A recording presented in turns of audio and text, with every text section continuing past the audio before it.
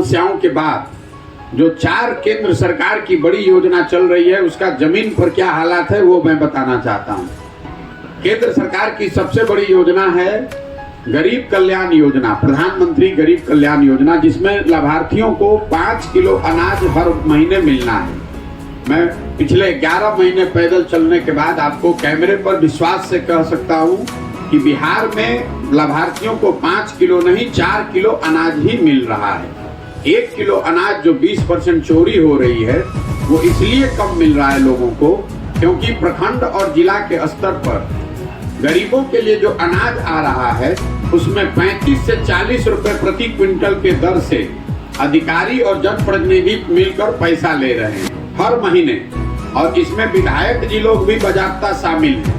विधायक जी लोग भी हर महीना 6 से 8 रुपए प्रति क्विंटल पैसा ले रहे हैं। यही वजह है कि लाभार्थियों को 5 किलो के बजाय 4 किलो अनाज ही मिल पा रहा है। दूसरी केंद्र सरकार की बड़ी योजना है स्वच्छ भारत अभियान, जिसके तहत सभी को अपना शौचालय बनाना था, 12,000 रुपए मिले और गांव को, पंचायत को ODF घोषित किया गया।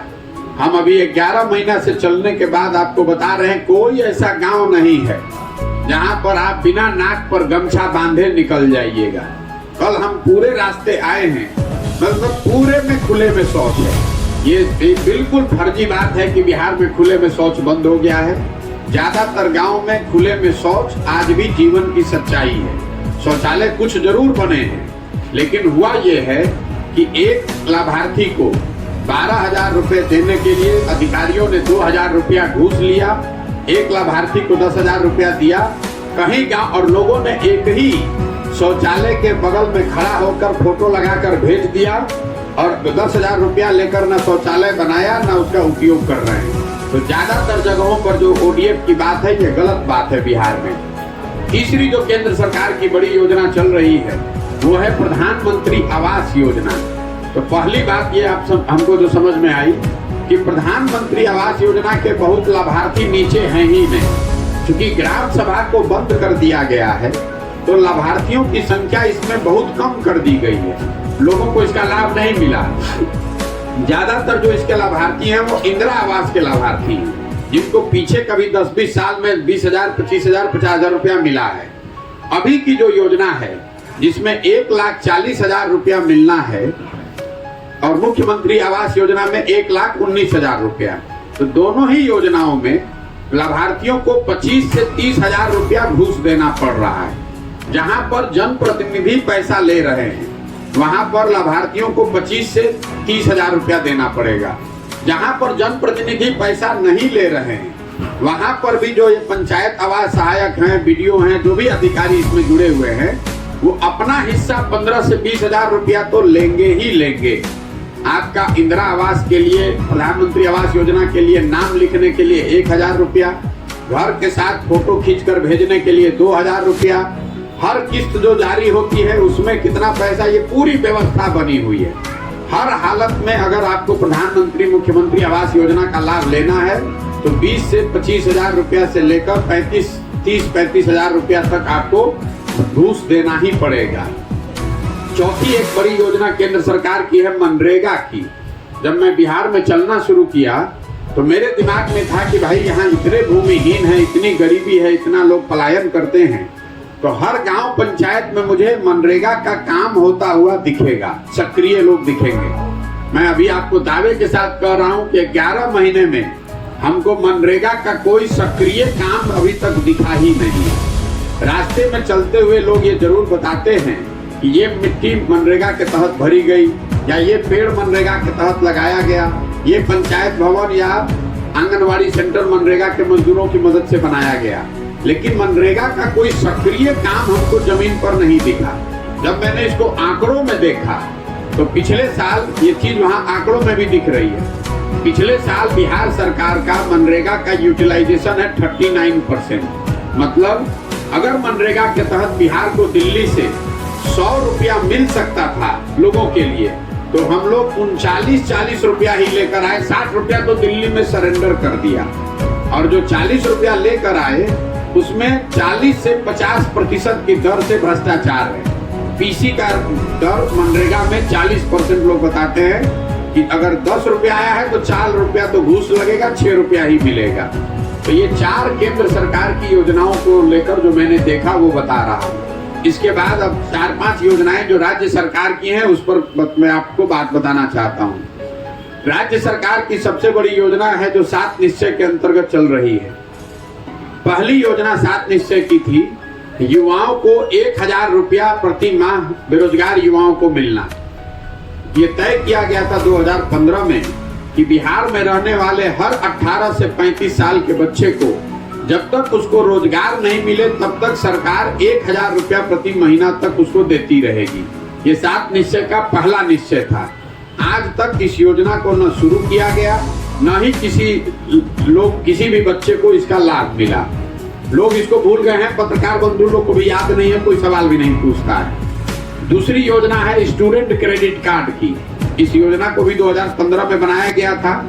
उस समय का अनुमान था कि 12वीं के बाद बिहार में अगर हर बच्चे को ऊपर की पढ़ाई करने के लिए परिवार से पैसा न लेना हो तो उसको स्टूडेंट क्रेडिट कार्ड दिया जाए, ताकि बैंकों से सरकार की गारंटी पर उसको पैसा मिल जाए, वो पढ़ाई करे और जब उसको नौकरी मिल जाए तो पैसे को वापस कर सके।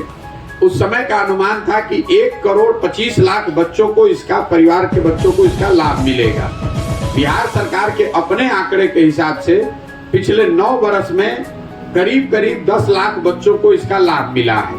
इस योजना को भी धीरे धीरे ठंडे बस्ते में डाल दिया गया है। इसका इतना बड़ा फायदा बिहार को हो सकता था कि आप अंदाजा लगाइए, अगर स्टूडेंट क्रेडिट कार्ड लागू हो जाता ठीक से तो बिहार में किसी भी गरीब परिवार को, मध्यम वर्गीय परिवार को 12वीं से आगे अपने बच्चे और बच्चियों को पढ़ाने के लिए अपने जेब से पैसा खर्च नहीं करना पड़ता। तीसरी जो सबसे बड़ी योजना है जिसकी आप लोग खूब चर्चा करते हैं वो है नल जल योजना। उस समय का अनुमान था कि 25,000 करोड़ रुपया खर्च अगर किया जाए तो 5 वर्षों में 25,000 करोड़ रुपया खर्च करके बिहार के हर घर में नल से पानी पहुंचाया जा सकता है। योजना शुरू हुई, उसको लागू किया गया। सरकार का दावा है कि करीब 2/3 जगहों पर 2/3 घर में नल से पानी पहुंचा है। जमीनी हकीकत ये है कि 2/3 से ज्यादा नल जल योजना बिल्कुल काम नहीं कर रही है। या तो योजना ठीक से बनी नहीं, या बनी तो उसमें इतनी चोरी हुई कि वो चलकर बंद हो गई। और उससे बड़ी बात ये हुई कि अभी जो योजना बनाने वाले वार्ड सदस्य उस समय थे, जनप्रतिनिधि, ज्यादातर लोग अपना चुनाव हार गए। जब योजना बन रही थी तो उन्होंने ये योजना या तो अपने जमीन पर बनाया था या अपने किसी गांव में दोस्त मित्र के यहाँ बनवा दिया था। जिनके जमीन पर ये योजना बनी उनको ये ज्ञान हुआ या उनको समझ में आया कि ये योजना चलने लगेगी तो हमको हर महीने सरकारी नौकरी के तरह 6-8 हजार रुपया मिलेगा। अब वो पैसा मिल नहीं रहा है तो लोगों ने उस जल नल योजना जो सरकारी पैसे से बनाई गई है उसको अपने अपने जगह पर लोगों ने कब्जा कर लिया।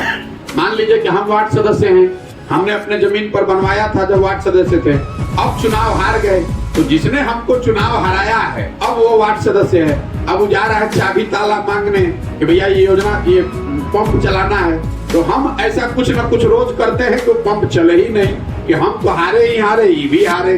तो ये जो बड़ी समस्या है जिस पर चर्चा नहीं हो रही है कि नल जल योजना जिस जमीन पर बनी हुई है उसकी मलकियत को एकदम से साफ नहीं करने की वजह से बहुत भारी दिक्कत है। चौथी जो सबसे बड़ी योजना थी जिसकी चर्चा थोड़ी बहुत होती है वो है नालियों गलियों के पक्कीकरण की योजना। आप में से बहुत कम लोग जानते होंगे कि 2015 में 7 निश्चय की ये सबसे बड़ी योजना थी। उस समय का ये अनुमान था कि 2015 से लेकर 5 वर्ष में 80,000 करोड़ रुपया 80,000 करोड़ रुपया खर्च किया जाएगा ताकि बिहार में रहने वाले हर घर से नाली जो निकल रही है उसका पक्कीकरण किया जाए, उस नाली को जोड़ा जाए एक बड़े नाले से और उस बड़े नाले से गांव के पूरे पानी को निकाला जाए बाहर। अब घरों में नाली तो कहीं बना नहीं, कुछ इस योजना के नाम पर गांव में सड़क के किनारे बड़े नाले बने हुए हैं, वो भी इतने बेतरतीब तरीके से बने हैं कि अब उसका प्रयोग ज्यादातर जगहों पर कूड़ेदान के तौर पर हो रहा है। न उसमें घर की नाली को जोड़ा गया, न उस बड़े नाले को पानी के जरिए पानी निकालकर बाहर निस्तारण की व्यवस्था की गई। अब लोग उस पर गाय गरू भैंस बांध रहे हैं, गोबर काट रहे हैं गंदगी भर दिए, सब नाला बंद हो गया। और हालात ये है कि जिस गांव में जाइए, अभी बरसात शुरू हुआ है, हम लोग रोज चल रहे हैं, आप कैमरे पर देख लीजिए, कोई ऐसा गांव नहीं है जहां पर कादो कीचड़ पूरा ठेहुन भर न लगा हो। तो ये राज्य सरकार की जो 4 बड़ी योजनाएं हैं, उस पर मैंने जो देखा वो बता रहे हैं। 2 चीजें जहां सुधार हुआ है, एक है बिजली और एक है सड़क। निश्चित तौर पर बिजली हर जगह आ गई है, जहां पर भी हम लोग गए, गांव में, टोलों में, घरों में बिजली आ गई है। लेकिन बिजली को लेकर लोग जो समस्या बता रहे हैं कि लोगों की नजर में उनका बिल गलत और बहुत ज्यादा आ रहा है। जब से मैं पदयात्रा कर रहा हूं और लोग बता रहे हैं, तब से हम ये प्रेस वार्ता के जरिए बता रहे हैं कि लोगों का जो गलत बिल आ रहा है, ये आज नहीं तो कल एक बड़ी समस्या के तौर पर उभरेगा। आपने देखा, इसी वजह से कटिहार में लोग प्रदर्शन कर रहे थे, 3 लोगों की दुखद मृत्यु हो गई, पुलिस को गोली चलानी पड़ी। हुआ ये है कि हर गांव में आपको ऐसे 10-20 लोग मिल जाएंगे जिनका बिजली का बिल 5,000, 8,000, 10,000, 50,000, 60,000 तक भी आया है। अब एक बार बिल गलत आ गया तो अब DCLR और लोक अदालत का चक्कर लगाते रहिए। कुछ लोग तो ऐसे भी मिलते हैं जिनको बिल आ गया 60,000, 1 लाख, उन पर फौजदारी का केस हो गया, अब वो गांव से मारे भगोड़ा बनकर फिर रहे हैं। तो ये समस्या बड़ी होने वाली है। दूसरी, जहां तक रोड की बात है, निश्चित तौर पर जो नेशनल हाईवे है और स्टेट हाईवे है, उसमें सुधार है और लोग उसको स्वीकार भी करते हैं। लेकिन जहां तक ग्रामीण सड़क की बात है, पंचायती राज की सड़क हो, मुख्यमंत्री प्रधानमंत्री संपर्क योजना की सड़क की बात हो, जो ग्रामीण कार्य की जो रोड है, ग्रामीण कार्य विभाग की REO की जो रोड है, वो पूरी तरीके से भ्रष्टाचार के भेंट चढ़ गया है। जो पंचायती राज की सड़क है, वो तो चुने हुए प्रतिनिधि मुखिया लोग फिर भी दबाव में कुछ बनवाएंगे। लेकिन सबसे ज्यादा जो सड़कों की हालत खराब है, वो है ग्रामीण कार्य विभाग जो है, रूरल, जिसको REO आप लोग कहते हैं, रूरल इंजीनियरिंग का जो डिपार्टमेंट है, ग्रामीण कार्य की जो सड़कें हैं वो पूरी तरीके से बर्बाद हो गई हैं, या उसमें सबसे ज्यादा लूट खसोट है। उसकी वजह से ज्यादातर गांव में आंतरिक रोड जो है वो करीब करीब उसी दशा में पहुंच गया है जो लालू जी के जमाने में होती थी। 2 उद्योग जो बिहार में बहुत तेजी से चल रहा है, क्योंकि जहां भी अभी हम लोग गए, लोग उद्योग धंधों की बात करते हैं, तो भैया फैक्ट्री तो सब बंद है, चाहे चीनी मिल हो, कागज का फैक्ट्री हो, सीमेंट हो, जो भी फैक्ट्री है सब करीब करीब हर जिले में बंद है। लेकिन 2 उद्योग जो बहुत तेजी से बढ़ा है बिहार में, वो है अवैध शराब और अवैध बालू का कारोबार। हर प्रखंड में आपको ऐसे लड़के मिलते हैं गांव में जो अवैध शराब के काम में लगे हुए हैं।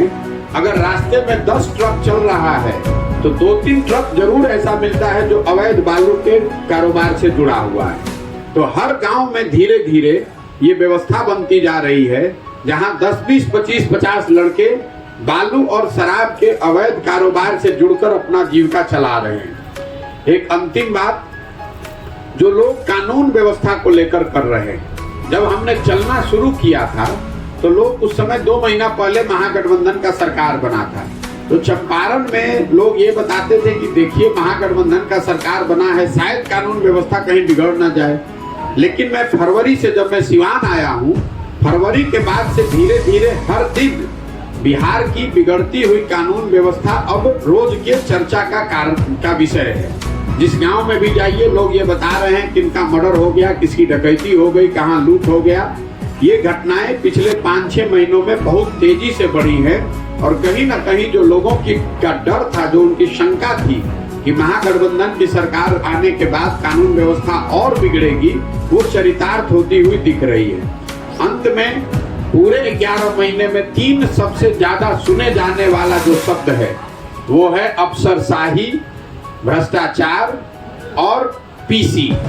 अफसरशाही से परेशान जनता, जहां पर भी आप चले जाइए, आप पत्रकार हैं, जनप्रतिनिधि हैं, पैसे वाले हैं, गरीब हैं, हर आदमी ये बता रहा है कि भैया बिहार में अफसरों का ही राज है, जो अफसर चाहेगा वही होगा। दूसरी बात भ्रष्टाचार की, कि कोई ऐसा विभाग नहीं